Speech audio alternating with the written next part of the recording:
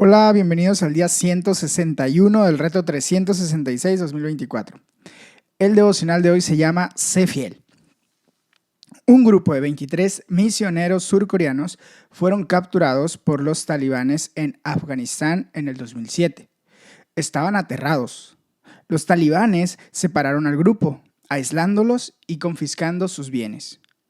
Una de las mujeres surcoreanas se las arregló para quedarse con su Biblia. La partió en 23 pedazos y secretamente le dio a cada uno de ellos un pedazo, de manera que allá donde estuvieran pudieran leer una parte de las escrituras cuando nadie los estuviera mirando. El grupo sabía que los talibanes habían resuelto matarlos de uno en uno, y así fueron entregando sus vidas otra vez a Jesucristo diciendo: Señor, si quieres que muera por ti, lo haré. Luego el pastor señaló: he hablado con los talibanes porque van a empezar a matarnos y le he dicho a sus líderes que si alguien muere, yo he de ser el primero porque soy su pastor. Otro de ellos replicó: no, porque yo también soy pastor y soy tu anciano. Yo he de morir primero. A esto respondió el pastor: tú no estás ordenado, yo sí, así que muero primero. Y así fue, murió primero. Otros dos fueron ejecutados antes de que el resto fuera finalmente rescatado. Habían demostrado una extraordinaria lealtad hacia Dios y entre ellos. La lealtad es una combinación de amor y fidelidad. Es una cualidad que suele faltar a nuestra sociedad hoy en día.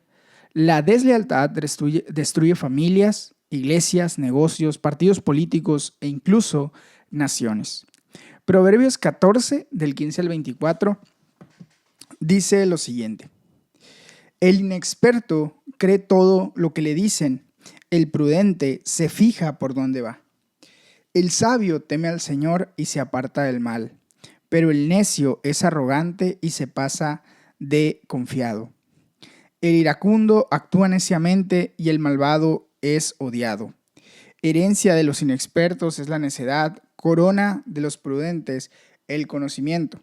Los malvados se postrarán ante los buenos, los impíos ante las puertas de los justos. Al pobre hasta sus amigos lo aborrecen, pero son muchos los que aman al rico. Es un pecado despreciar al prójimo, dichoso el que se compadece de los pobres. Pierden el camino los que planean el mal, pero hallan amor y verdad los que hacen el bien. Todo esfuerzo tiene su recompensa, pero quedarse en las palabras solamente lleva a la pobreza. La corona del sabio es su riqueza, la de los necios su necedad. Dice el comentario: fidelidad a Dios en tus planes. Nuestra primera lealtad se debe a Dios. Su favor está sobre aquellos que son buenos. El libro de Proverbios está lleno de sabiduría práctica. Te anima, por ejemplo, a discernir lo que crees. El ingenuo cree todo lo que le dicen. El prudente se fija por dónde va. En última instancia, la sabiduría consiste en cómo nos relacionamos con Dios. El sabio teme al Señor y se aparta del mal. Temer al Señor es una actitud sana de respeto y lealtad. Significa incluirlo en todos nuestros planes. Tenemos que ser muy cuidadosos con los planes que hacemos, asegurarnos que sean para bien y no para mal. Al final, hasta los malvados se postrarán ante los buenos. Hayan amor y verdad los que hacen el bien. La palabra encontrar se traduce a veces como mostrar, y ambas son verdad. Aquellos cuyo plan es bueno, no solo hayan amor y lealtad, sino que mostrarán amor y lealtad también. En el corazón de la lealtad se encuentra el mostrar amor y fidelidad. Esto se contrasta con aquellos que egoístamente traman el mal y se descarrían. Señor, ayúdame a hacer planes sabios y fieles a Dios. Que como comunidad de gente leal a Dios siempre planeemos lo que es bueno y encontremos amor y fidelidad. Hechos 5 del 12 al 42. Vamos a leerlo. Por medio de los apóstoles ocurrían muchas señales y prodigios entre el pueblo, y todos los creyentes se reunían de común acuerdo en el pórtico de Salomón. Nadie entre el pueblo se atrevía a juntarse con ellos, aunque los elogiaban. y seguían aumentando el número de los que creían en el Señor. Era tal la multitud de hombres y mujeres que hasta sacaban a los enfermos a las plazas y los ponían en camillas para que, al pasar Pedro, por lo menos su sombra cayera sobre algunos de ellos. También de los pueblos vecinos a Jerusalén acudían multitudes que llevaban personas enfermas y atormentadas por espíritus malignos, y todas eran sanadas. El sumo sacerdote y todos sus partidarios, que pertenecían a la secta de los saduceos, se llenaron de envidia. Entonces arrestaron a los apóstoles y los metieron en la cárcel común. Pero en la noche un ángel del Señor abrió las puertas de la cárcel y los sacó. Vayan, les dijo, preséntense en el templo y comuniquen al pueblo todo sobre esta nueva vida. Conforme a lo que habían oído, al amanecer entraron en el templo y se pusieron a enseñar.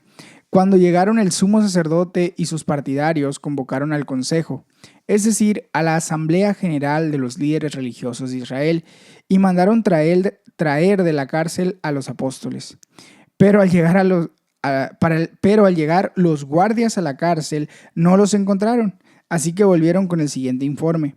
Encontramos la cárcel cerrada con todas las medidas de seguridad y a los guardias firmes a las puertas, pero cuando abrimos no encontramos a nadie adentro. Al oírlo, el capitán de la guardia del templo y los jefes de los sacerdotes se quedaron perplejos, preguntándose en qué terminaría todo aquello. En esto se presentó alguien que les informó: miren, los hombres que ustedes metieron en la cárcel están en el templo y siguen enseñando al pueblo. Fue entonces el capitán con sus guardias y trajo a los apóstoles sin recurrir a la fuerza, porque temían ser apedreados por la gente. Los llevaron ante el consejo y el sumo sacerdote reclamó: terminantemente les hemos prohibido enseñar en ese nombre. Sin embargo, ustedes han llenado a Jerusalén con sus enseñanzas y se han propuesto echarnos la culpa a nosotros de la muerte de ese hombre. Es necesario obedecer a Dios antes que a los hombres, respondieron Pedro y los demás apóstoles. El Dios de nuestros antepasados resucitó a Jesús, a quien ustedes mataron colgándolo en un madero. Dios lo exaltó a su derecha como príncipe y salvador, para que diera a Israel arrepentimiento y perdón de pecados. Nosotros somos testigos de estos acontecimientos, y también lo es el Espíritu Santo que Dios ha dado a quienes lo obedecen. Los que oyeron se enojaron mucho y querían matarlos. Pero un fariseo llamado Gamaliel, maestro de la ley muy respetado por todo el pueblo, se puso de pie en el consejo y mandó que hicieran salir por un momento a los apóstoles. Luego dijo: hombres de Israel, piensen 2 veces en lo que están a punto de hacer con estos hombres. Hace algún tiempo surgió Teudas, jactándose de ser alguien, y se le unieron unos 400 hombres, pero lo mataron y todos sus seguidores se dispersaron y allí se acabó todo. Después de él surgió Judas el Galileo en los días del censo y logró que la gente lo siguiera. A él también lo mataron y todos sus secuaces se dispersaron. En este caso aconsejo que dejen a esos hombres en paz. Suéltenlos. Si lo que se proponen y hacen es de origen humano, fracasará. Pero si es de Dios, no podrán destruirlo. Y ustedes se encontrarán luchando contra Dios. Se dejaron persuadir por Gamaliel. Entonces llamaron a los apóstoles y luego de azotarlos, les ordenaron que no hablaran más en el nombre de Jesús. Después de eso, los soltaron. Así pues, los apóstoles salieron del consejo llenos de gozo por haber sido considerados dignos de sufrir afrentas por causa del nombre. Y día tras día, en el templo y de casa en casa, no dejaban de enseñar y anunciar las buenas noticias de que Jesús es el Cristo. Dice el comentario: fidelidad a Jesús en nuestras palabras. Al salir los apóstoles a predicar las buenas nuevas, realizaron muchas señales milagrosas y prodigios entre la gente. Y seguía aumentando el número de los que confiaban en el Señor. Como resultado, la multitud sacaba a los enfermos y todas las personas eran sanadas. Tristemente, su éxito llevó aparejados los celos de los líderes religiosos. Una vez más vemos cómo la envidia es una gran tentación para aquellos de nosotros que somos percibidos como religiosos. Por su envidia arrestaron a los apóstoles metiéndoles en la cárcel. Pero Dios de nuevo hizo un milagro. Envió al ángel del Señor para que abriera las puertas de la cárcel y los sacara.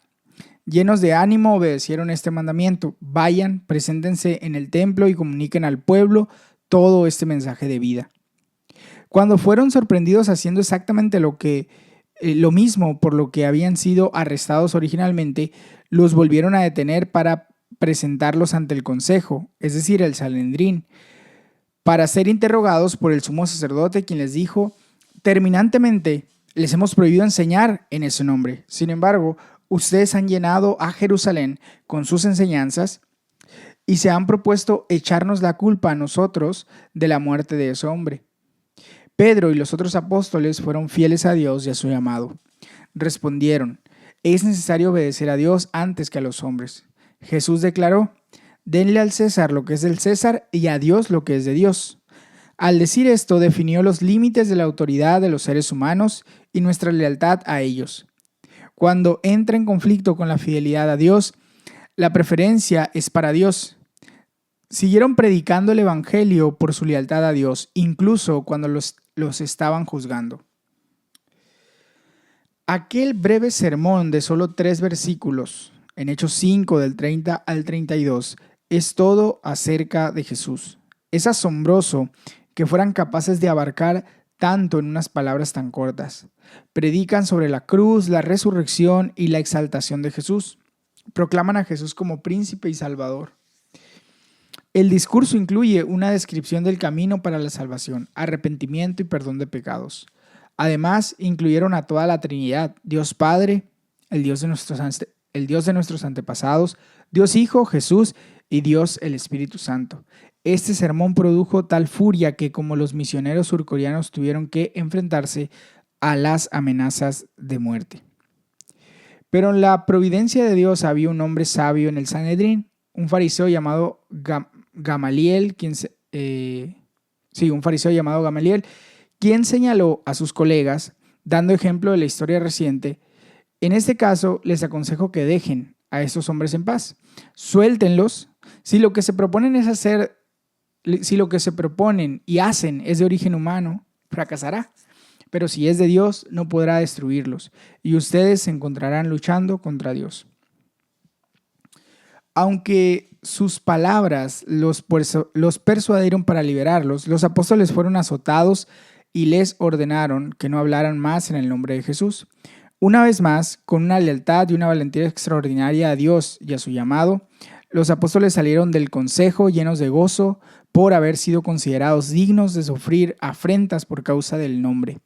Y día tras día, en el templo y de casa en casa, no dejaban de enseñar y anunciar las buenas nuevas de que Jesús es el Mesías. Señor, oro para que seamos inspirados con ejemplo de los apóstoles y de los misioneros surcoreanos que siguieron sus pasos. Que nunca dejemos de enseñar y proclamar la buena noticia de que Jesús es el Mesías. Segundo libro de Samuel, capítulo 14, 1 hasta el 15, 12. Vamos a leerlo. Joab, hijo de Sarvia, se dio cuenta de que el rey extrañaba mucho a Absalón. Por eso mandó traer a una mujer muy astuta, la cual vivía en Tecoa, y dijo: quiero que te vistas de luto y que no te eches perfume, sino que finjas estar de duelo, como si llevaras mucho tiempo llorando la muerte de alguien. Luego Joab le ordenó presentarse ante el rey, explicándole antes lo que tenía que decirle. Cuando aquella mujer de Tecoa se presentó ante el rey, hizo una reverencia y se postró rostro en tierra. «Ayúdeme, su majestad», exclamó. «¿Qué te pasa?», preguntó el rey. «Soy una pobre viuda», respondió ella. «Mi esposo ha muerto». Esta servidora suya tenía 2 hijos, los cuales se pusieron a pelear en el campo. Como no había nadie que los separara, uno de ellos le asestó un golpe al otro y lo mató. Pero ahora resulta que toda la familia se ha puesto en contra de esta servidora suya. Me exigen que entregue al asesino para que lo maten, y así vengar la muerte de su hermano, aunque al hacerlo eliminen al heredero. La verdad es que de esa manera apagarían la última luz de esperanza que me queda y dejarían a mi esposo sin nombre ni descendencia sobre la tierra. Regresa a tu casa, que yo me encargaré de este asunto, respondió el rey. Pero la mujer de Tecoa respondió: mi señor y rey, que la culpa caiga sobre mí y sobre mi familia, y no sobre el rey ni su trono. Si alguien te amenaza, insistió el rey, tráemelo para que no vuelva a molestarte.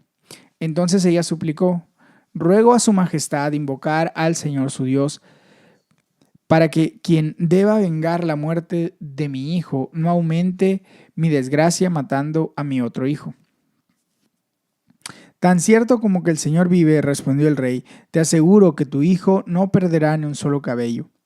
Pero la mujer siguió diciendo: permítame, mi señor y rey, que esta servidora suya diga algo más. Habla. ¿Cómo es que intenta usted hacer lo mismo contra el pueblo de Dios? Al prometer el rey estas cosas se declara culpable, pues no deja regresar a su hijo desterrado. Así como el agua se derrama en tierra, no se puede recoger, así también todos tenemos que morir. Pero Dios no nos arrebata la vida, sino que provee los medios para que el desterrado no siga separado de él para siempre. Yo he venido a hablar con mi señor el rey porque hay gente que me ha infundido temor. He pensado, voy a hablarle al rey, tal vez me conceda lo que le pida, librándonos a mí y a mi hijo de quien quiere eliminarnos para quedarse con la heredad que Dios nos ha dado. Pensé, además, que su palabra me traería alivio, pues mi señor el rey es como un ángel de Dios que sabe distinguir entre lo bueno y lo malo. Que el Señor su Dios esté con usted. Al llegar a este punto, el rey dijo a la mujer: voy a hacerte una pregunta y te pido que no me ocultes nada.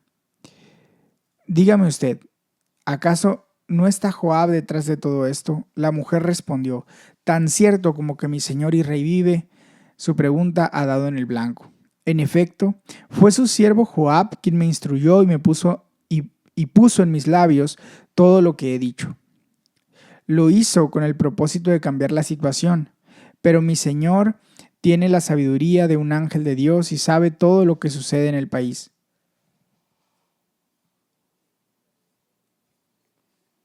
Entonces el rey llamó a Joab y le dijo: estoy de acuerdo, anda, haz que regrese el joven Absalón.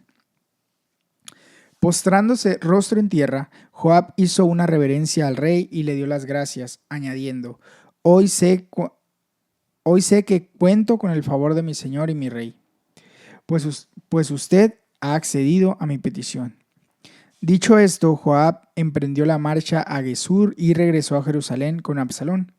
Pero el rey dio esta orden: que se retire a su casa y que nunca me visite. Por tanto, Absalón tuvo que irse a su casa sin presentarse ante el rey. En todo Israel no había ningún hombre tan admirado como Absalón por su hermosura. Era perfecto de pies a cabeza.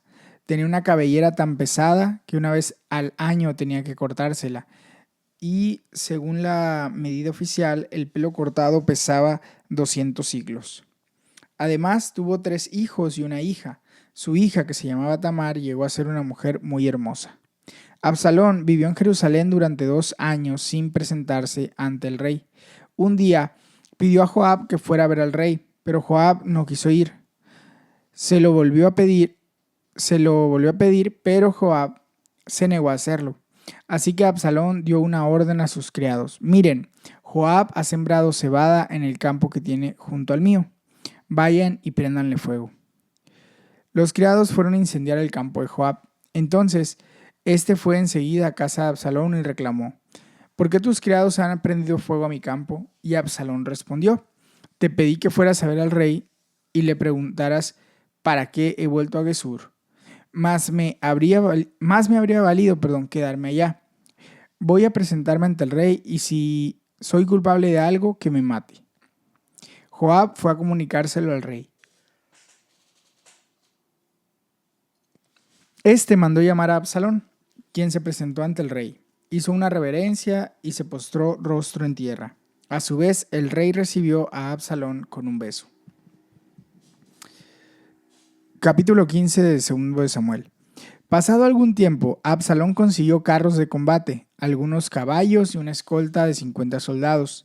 Se levantaba temprano y se ponía a la vera del camino, junto a la entrada de la ciudad. Cuando pasaba alguien que iba a ver al rey para resolver un pleito, Absalón lo llamaba y le preguntaba de qué pueblo venía. Aquél le decía de qué tribu israelita era, y Absalón aseguraba: tu demanda es muy justa, pero no habrá quien te escuche de parte del rey. Enseguida añadía: ojalá me pusieran por juez en el país. Todo el que tuviera un pleito o una demanda vendría a mí, y yo le haría justicia. Además de esto, si alguien se acercaba para postrarse ante él, Absalón le tendía los brazos, lo abrazaba y lo saludaba con un beso. Esto hacía Absalón con todos los israelitas que iban a ver al rey para que les resolviera algún asunto. Así fue ganándose el cariño del pueblo. Al cabo de 4 años, Absalón dijo al rey: permítame ir a Hebrón a cumplir una promesa que hice al Señor. Cuando vivía en Gesur de Aram, hice esta promesa: si el Señor me concede volver a Jerusalén, le ofreceré un sacrificio. Vete tranquilo, respondió el rey. Absalón emprendió la marcha a Hebrón, pero al mismo tiempo envió mensajeros por todas las tribus de Israel con este mensaje: tan pronto como oigan el toque de trompeta, exclamen: Absalón reina en Hebrón. Además, desde Jerusalén llevó a Absalón a 200 invitados, los cuales lo acompañaron de buena fe y sin sospechar nada. Luego, mientras celebraba los sacrificios, Absalón mandó llamar a un consejero de su padre David, el cual se llamaba Ahitofel y era del pueblo de Gilo. Así la conspiración fue tomando fuerza y el número de los que seguían a Absalón crecía más y más. Dice el comentario: fidelidad los unos con los otros en nuestros corazones. La lealtad es una característica muy atractiva en una persona, mientras que la deslealtad es desestabilizadora y traiciona la confianza. La deslealtad puede minar el liderazgo de una iglesia, un negocio o incluso una nación. En el caso de David, la deslealtad provino de su propio hijo. Tuvo que ser muy doloroso para él. David amaba a Absalón, el corazón del rey se inclinaba por Absalón, dice el capítulo 14:1. Dios habla a David por medio de una mujer sabia, Tecoa. Como resultado, David dice: haz que regrese el joven Absalón. Cuando regresaron, el rey recibió a Absalón con un beso. David le dio otra oportunidad de ser un hijo leal. Trágicamente, el amor y la lealtad de David para con Absalón no fue correspondido. Vemos aquí un poderoso ejemplo de cómo funciona la deslealtad. Siempre hay oportunidades para ser desleal. En cualquier situación, por ejemplo en el gobierno, el trabajo, la iglesia, siempre habrá gente quejándose. Si eres una persona leal, ayudarás a lidiar con esas quejas e intentarás disiparlas. Se dice que la lealtad significa que yo estoy contigo, ya estés en lo cierto o te equivoques, pero cuando te estés equivocando te lo diré para ayudarte a enmendarte. Absalón no pasó la prueba de lealtad. Le dijo a los que se quejaban: tu demanda es muy justa, pero no habrá quien te escuche de parte del rey. Enseguida añadió: ojalá me pusieran por rey en el país. Todo el que tuviera un pleito o una demanda vendría a mí y yo le haría justicia. Por supuesto, era una patraña, pero es fácilmente hacer promesas así. O es fácil hacer promesas así. La persona desleal dice: si yo estuviera a cargo, todo sería mucho mejor. De esa manera, Absalón fue ganándose el cariño del pueblo. La deslealtad comienza con nuestros corazones y pensamientos. Lo mismo la lealtad. Guarda tu corazón y tus pensamientos. No permitas que te rodeen el corazón. Sin embargo, aquí encontramos cómo Absalón se convierte en la pieza clave en torno a la cual se organiza todo, y la conspiración fue tomando fuerza, y el número de los que seguían a Absalón crecía más y más. Aquellos que están descontentos con una situación siempre toman un punto de referencia en torno al cual organizarse. Buscan a alguien en el equipo de liderazgo a quien sumar a su causa. Si todo el equipo de liderazgo permanece fiel, los descontentos fracasarán. Dice la oración: Señor, ayúdanos a mantenernos fieles a nuestros líderes, los nacionales y gubernamentales, los los padres, los líderes de iglesia y los jefes. Señor, guarda nuestros corazones, manténnos leales, siempre amando y fieles a ti, así como fieles los unos con los otros. Pipa añade sobre 2 Samuel 14:1 al 15:12. Ser bello por fuera no te hace bello por dentro. Absalón tenía una apariencia exterior perfecta, pero lo que pasaba por dentro era muy diferente. La gente se pasa horas en el gimnasio, en la peluquería, maquillándose, vistiéndose y trabajando en su apariencia externa. Lo que de verdad importa es lo que sucede en el interior. Todos tenemos que trabajar con más empeño en nuestra belleza interior. Hasta aquí llega el devocional de hoy. Recuerda que puedes tomar un tiempo para orar y meditar de manera personal y también te invito para que compartas este material con alguien que creas que le va a ayudar y que va a ser de bendición.